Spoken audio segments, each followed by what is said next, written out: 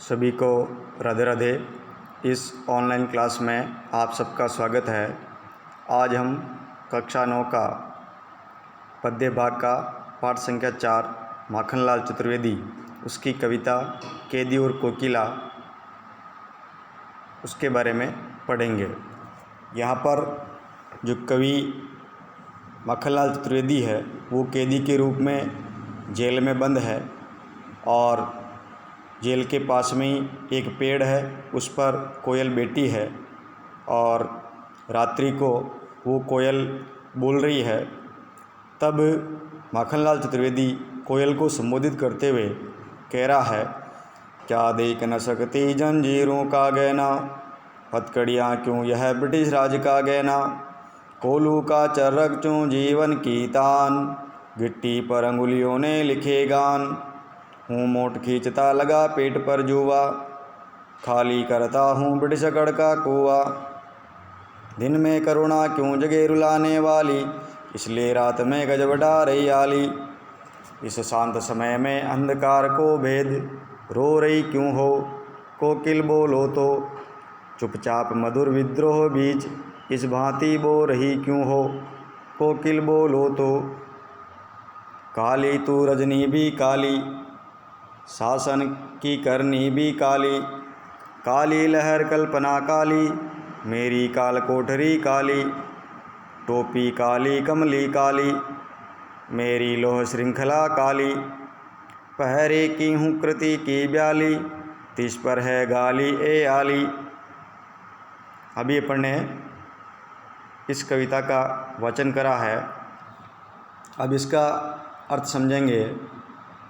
यहाँ पर कवि जो माखनलाल चतुर्वेदी है वो कोयल को कह रहा है, क्या देख न सकती जंजीरों का गहना। यहाँ पर जंजीरों का जो गहना है वो कवि के हाथों में जो लगी हथकड़ियाँ हैं उसके लिए आया है। तो कवि कह रहा कि हे कोयल, क्या तू इन जंजीरों के गहनों को अर्थात इन हथकड़ियों को नहीं देख सकती है क्या, अर्थात हथकड़ियाँ देख करके तेरे मन में ऐसा कोई विचार आया क्या, इसलिए तू रात्रि को रो रही है।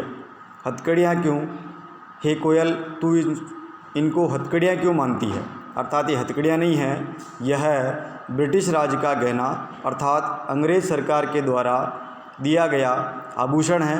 अर्थात हम इन हथकड़ियों को स्वतंत्रता सेनानी जो देशभक्त क्रांतिकारी लोग हैं इसको अंग्रेज़ सरकार का आभूषण मान करके पहने हुए हैं। कोहलू का चर्रक चूँ जीवन की तान, हे कोयल, यहाँ इस जेल में हमें इतनी यातनाएं दी जाती है जिस प्रकार कोल्लू जो बेल होता है वो उसको खींचता है और उसमें बड़े बड़े पहिए लगे होते हैं और उसको खींचने पर, कोल्लू को खींचने पर उसमें से एक आवाज़ आती है जिसका नाम चरकचू है। तो यहाँ पर जो चरकचू जो है यह कोल्लू को खींचने पर आने वाली जो आवाज़ है उसके लिए आया है। तो कोल्लू का चरकचू जीवन की तान, हे कोयल, हमारे को इस जेल में कोल्लू खिंचवाया जाता है, अर्थात हम कोल्लू को भी खींचते हैं और उस कोल्लू को खींचने पर हमें इतनी पीड़ा होती है, इतना दुख होता है, क्योंकि ये बेल का काम है और यही बेल का काम इन अंग्रेज़ों के द्वारा हमसे करवाया जा रहा है। और फिर उस कोल्लू से जो चर्रकचू की आवाज़ आती है उस आवाज़ को सुन करके हमें ऐसा लगता है कि जीवन की तान अर्थात हमारे जीवन का तान का मतलब संगीत है, अर्थात हम उस आवाज़ में भी संगीत महसूस करते हैं, संगीत का अनुभव हमें होता है, अर्थात वो हमें खींचना बुरा नहीं लगता है, बड़े आनंद के साथ में उसको खींचते हैं। गिट्टी पर अंगुलियों ने लिखे गान, और इस जेल में बड़े बड़े पत्थर हथौड़ों से फुड़वाए जाते हैं, उसकी गिट्टियाँ करवाई जाती है जिससे अंगुलियों में सूजन आ जाती है या अंगुलियाँ एकदम टाइट हो जाती है। उसके बावजूद भी हमें ऐसा लगता है कि हमने इन अंगुलियों से गिट्टियों को नहीं फोड़ा है और हम ऐसा महसूस करते हैं कि हमने इन अंगुलियों के द्वारा एक संगीत लिखा है, अर्थात कवि के रूप में हम संगीत लिखने वाले हैं। ऐसे हमारी अंगुलियां हैं, ऐसे हमारे हाथ हैं। हूँ मोट खींचता लगा पेट पर जुआ। यहाँ पर जो मोट शब्द है वो चरस के लिए आया है, अर्थात जब पहले खेतों में किसान लोग चरस के द्वारा पिलाई करते थे, अर्थात चरस लोहे का बना होता है और उसके आगे एक चमड़े की सूंड होती है, उसमें पानी भरा जाता है और बैलों के द्वारा खींच करके उसको खेत में पानी निकालने के लिए काम लिया जाता है, ये मोट कहलाता है। और एक शब्द आ रहा है यहाँ पर आगे, लगा पेट पर जुआ। ये जो जुआ शब्द है यह एक प्रकार की लकड़ी होती है जो बैल या तो हल में जोतते हैं या गाड़ी में जोतते हैं, तब चलते समय उनके कंधे पर एक लकड़ी रखी जाती है जिससे कि गाड़ी को आगे खींच सके, और ये जो लकड़ी होती है इसी लकड़ी को जुआ कहा जाता है। अब यहाँ पर कवि कहता है कि हमारे से मोट खींचता लगा पेट पर जुआ, अर्थात हमारे से इस जेल में मोट भी खिंचवाया जाता है, अर्थात चरस को हम पेट पर जुआ लगाकर खींचते हैं, अर्थात पेट पर तो लगा लेते हैं जुआ और जो चरस होता है उसको हम जोरदार खींचते हैं, इतनी यातनाएं दी जाती है।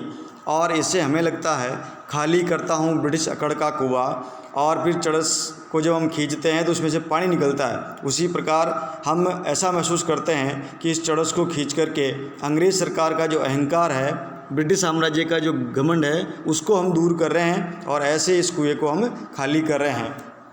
दिन में करुणा क्यों जगे रुलाने वाली, हे कोयल, ये अंग्रेज इतने निर्दयी है, इनको दया नहीं आती है, हमें परेशान करते हैं, पीड़ा देते हैं, इसलिए दिन में तो किसी को करुणा आती नहीं है, जो एक दूसरे को रुला करके चली जाए, इसलिए रात में गजब ढारी आली, हे सखी आप इस रात्रि में, गजब ढाना का मतलब हुआ आश्चर्यचकित काम करना, आली का अर्थ हुआ सखी। इस शांत समय में अंधकार को भेद रो रही क्यों हो, हे कोयल, ये रात्रि का समय है, शांत समय है, अंधकार से व्याप्त है, और तो इस अंधकार को चीरती हुई आवाज़ में क्यों रो रही है। कोकिल बोलो तो, हे कोयल बोलो तो, चुपचाप मधुर विद्रोह बीज इस भांति बो रही क्यों हो, हे कोयल।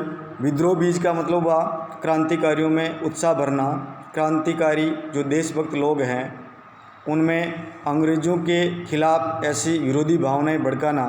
इस प्रकार जो ये विद्रोह के बीज है, तू क्यों बो रही है, हे कोयल, तू इस प्रकार मधुर मधुर गा करके हमें क्या संदेश देना चाहती है।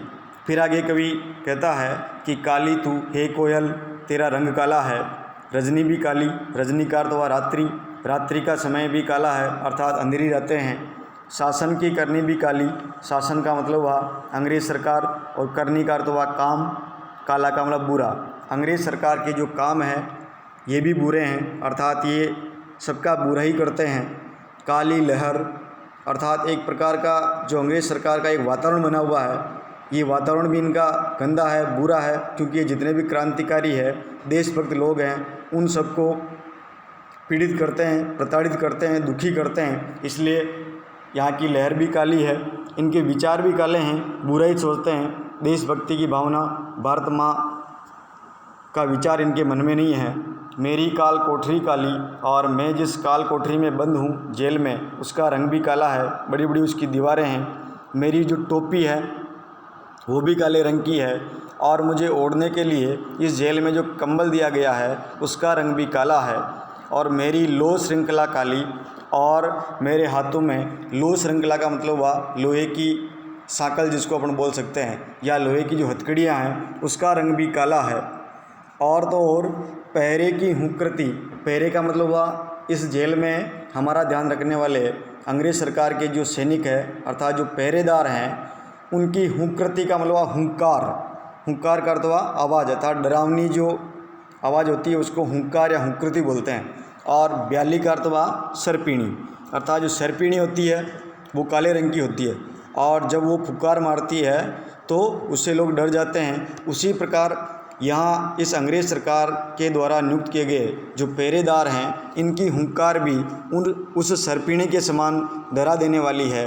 और तो और तिस पर है गाली, उस पर भी, हे कोयल, हे आली, आली का अर्थ हुआ यहाँ पर सखी, अर्थात कवि यहाँ पर आली शब्द सखी शब्द कोयल के लिए कर रहा है। हे कोयल, उस पर भी ये अंग्रेज़ सरकार के जो पहरेदार हैं वो हमें गालियाँ निकालते हैं, अपशब्द बोलते हैं, प्रताड़नाएं देते हैं। और यातनाएं देते हैं, हम इनसे बड़े ही दुखी है। पर हे कोयल, इस समय अर्धरात्रि में ऐसा क्या हो गया कि तू चीख रही है? हे कोयल, तेरे बोलने का क्या कारण है? इस प्रकार अभी आपने इसका अर्थ समझा है और शब्दार्थ भी जगह जगह पर बोले गए हैं, तो आप सब इसको ध्यान से सुनेंगे और इसका हिंदी अर्थ लिखेंगे। सभी को राधे राधे।